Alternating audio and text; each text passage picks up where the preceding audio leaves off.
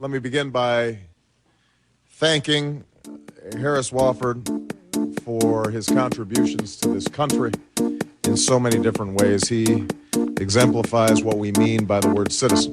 And so we are very grateful to him for all the work he has done, and I'm thankful for the gracious and thoughtful introduction. We the people, in order to form a more perfect union, 221 years ago, in a hall that still stands across the street, a group of men gathered and with these simple words launched America's improbable experiment in democracy. Farmers and scholars, statesmen and patriots who had traveled across the ocean to escape tyranny and persecution finally made real their Declaration of Independence at a Philadelphia convention that lasted through the spring of 1787. The document they produced was eventually signed, but ultimately unfinished. It was stained by this nation's original sin of slavery. The question that divided the colonies and brought the convention to a stalemate until the founders chose to allow the slave trade to continue for at least 20 more years and to leave any final resolution to future generations. Of course, the answer to the slavery question was already embedded within our Constitution. A Constitution that had at its very core the ideal of equal citizenship under the law. A Constitution that promised its people liberty and justice, and a union that could be and should be perfected over time.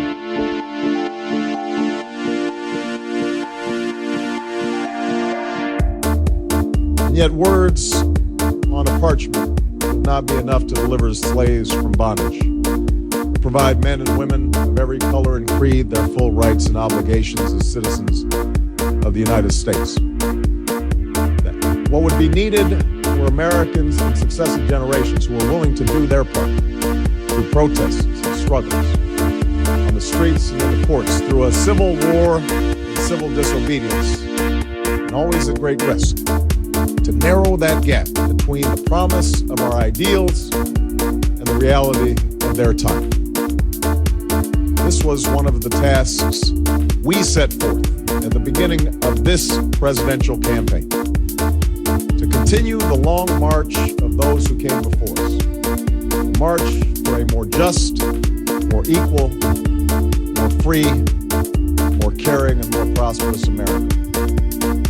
I chose to run for president at this moment in history because I believe deeply that we cannot solve the challenges of our time unless we solve them together, unless we perfect our union by understanding that we may have different stories, but we hold common hopes. That we may not look the same and may not have come from the same place, but we all want to move in the same direction towards a better future for our children and our grandchildren. This belief comes from my unyielding faith in the decency and generosity of the American people.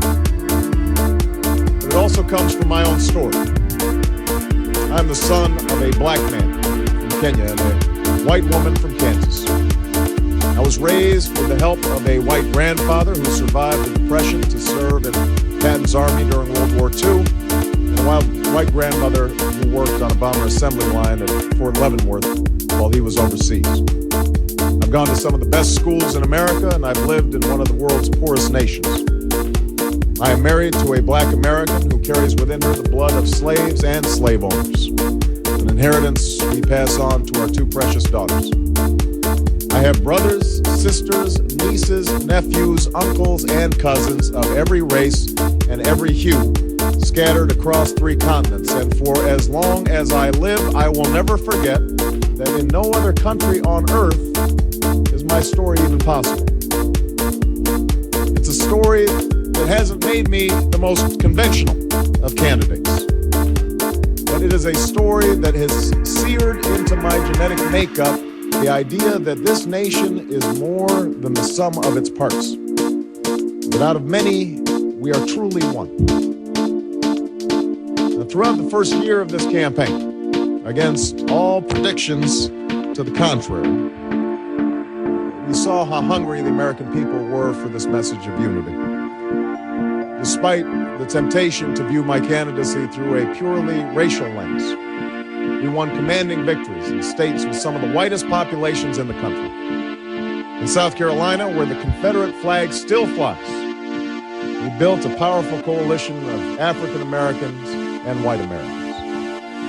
This is not to say that race has not been an issue in this campaign. At various stages in the campaign, some commentators have deemed me either too black or not black enough. We saw racial tensions bubble to the surface during the week before the South Carolina primary. The press has scoured every single exit poll for the latest evidence of racial polarization, not just in terms of white and black, but black and brown as well.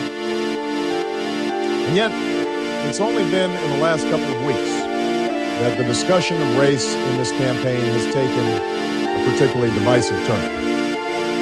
On one end of the spectrum, we've heard the implication that my candidacy is somehow an exercise in affirmative action. It is based solely on the desire of wide-eyed liberals to put this racial reconciliation on the cheap. On the other end, we've heard my former pastor, Jeremiah Blake, use incendiary language to express views that have the potential not only to widen the racial divide, but views that denigrate both the greatness and the goodness of our nation, and that rightly offend white and black alike. I have already condemned in unequivocal terms the statements of Reverend Wright that have caused controversy in some cases. Some nagging questions remain. Did I know him to be an occasionally fierce critic of American domestic and foreign policy? Of course. Did I ever hear him make remarks that could be considered controversial while I sat in the church? Yes. Did I strongly disagree with many of his political views? Absolutely. Just as I'm sure many of you have heard remarks from your pastors, priests, or rabbis with which you strongly disagree. The remarks that have caused this recent firestorm weren't simply controversial. They weren't simply the religious leaders' efforts to speak out against perceived injustice. Instead, they expressed a profoundly distorted view of this country, a view that sees white racism as endemic, that elevates what is wrong with America above all that we know is right with America.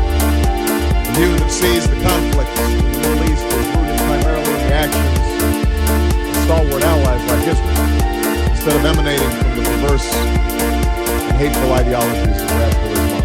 As such, Reverend Wright's comments were not only wrong, but divisive. Thank you.